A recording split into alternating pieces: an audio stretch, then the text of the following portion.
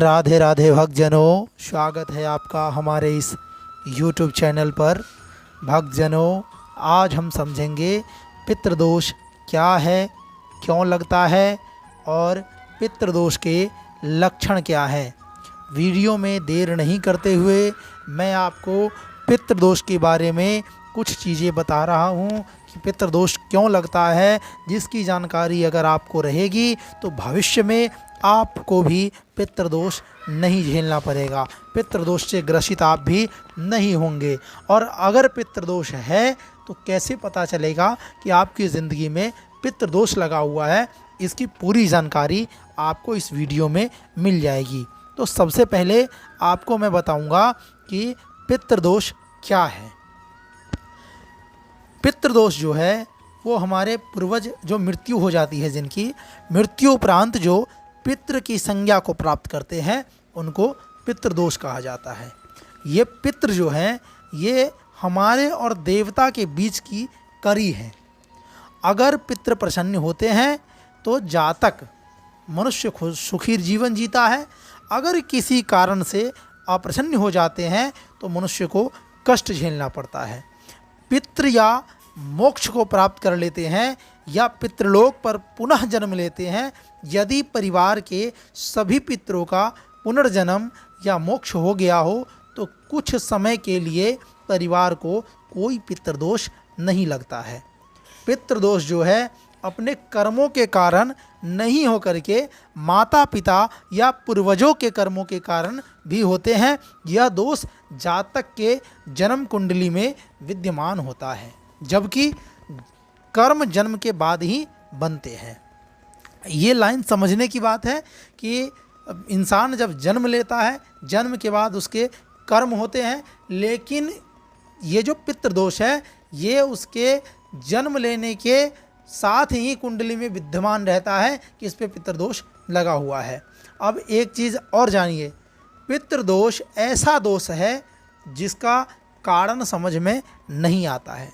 जन्मपत्री जो होता है, जन्मपत्री में शुभ दशा के योग होने पर भी जातक को शुभ फल प्राप्त नहीं होता है। ये जो है ये पितृदोष क्यों होते हैं, ये है उसके लक्षण। अब समझिए कि पितृदोष के लक्षण क्या है। दोष जो है अगर हमें कैसे पता चलेगा कि हमारे ऊपर पितृदोष लगा हुआ है, तो उसके क्रमशः 8 कारण हैं, जो कारण मैं अभी आपको बता रहा हूँ। ये 8 कारण अगर आपके जीवन में है तो आप समझिए कि आप पितृदोष से ग्रसित हैं। परिवार में आकस्मिक निधन या दुर्घटना होना पहला कारण है। परिवार में किसी की अकाल मृत्यु होना या दुर्घटना होना, ये पितृदोष की सबसे पहला लक्षण है। दूसरा है बीमार होना और लंबे समय तक चलना। परिवार में लोग बीमार रहेंगे और लंबे समय तक उनकी बीमारी चलती रहेगी, ये है पितृदोष के दूसरा लक्षण। तीसरा लक्षण है परिवार में विकलांग या अनचाहे बच्चे का जन्म होना।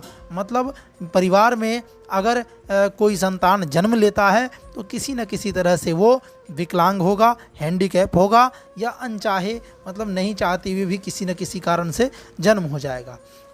और ये तीसरा कारण है। चौथा कारण है बच्चों द्वारा असम्मान व प्रताड़ना का व्यवहार करना। मतलब आपके परिवार में आपके बच्चे आपका सम्मान नहीं करेंगे, आपको प्रताड़ित करेंगे, ये भी पितृदोष का चौथा लक्षण है। पांचवा लक्षण है गर्भधारण नहीं होना। घर में परिवार में बहू बेटी को गर्भधारण नहीं होगा, शादी हो जाएगी, वर्षों तक संतान के लिए दुख झेलना पड़ेगा, संतान की प्राप्ति नहीं होती है, गर्भधारण नहीं होता है। छठा लक्षण है इसका परिवार के किसी सदस्य का विवाह नहीं होना, विवाह में रुकावट आना, विवाह में देरी होना, कई तरह की अड़चनें आ जाना, शादी लगते लगते रुक जाना, ये भी पितृदोष के लक्षण है। ये है छठा लक्षण। अब मैं बताता हूँ आपको सातवां लक्षण। सातवां लक्षण है बुरी आदतों का लत लग जाना। बुरी आदतों क्या है ये बखूबी सबको पता है। बुरी आदतों का भी अगर सब कुछ पहले से ठीक अच्छा भला हो और अचानक से बुरी आदतें आनी शुरू हो जाए तो समझना चाहिए कि पितृदोष लग चुका है। आठवां और सबसे बड़ा कारण जो 100 में 90 घरों में मौजूद है।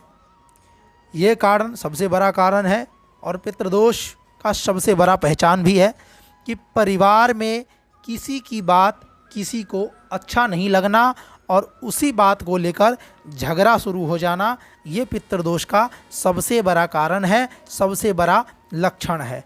अगली वीडियो जो हमारी होगी वो पितृदोष के उपाय पे बनेगा कि पितृदोष खत्म करने के लिए क्या करना चाहिए, ऐसा क्या करे जिससे पितृदोष खत्म हो जाए। ये आपको हमारी अगली वीडियो में मिलेगी। तब तक के लिए नमस्कार, धन्यवाद।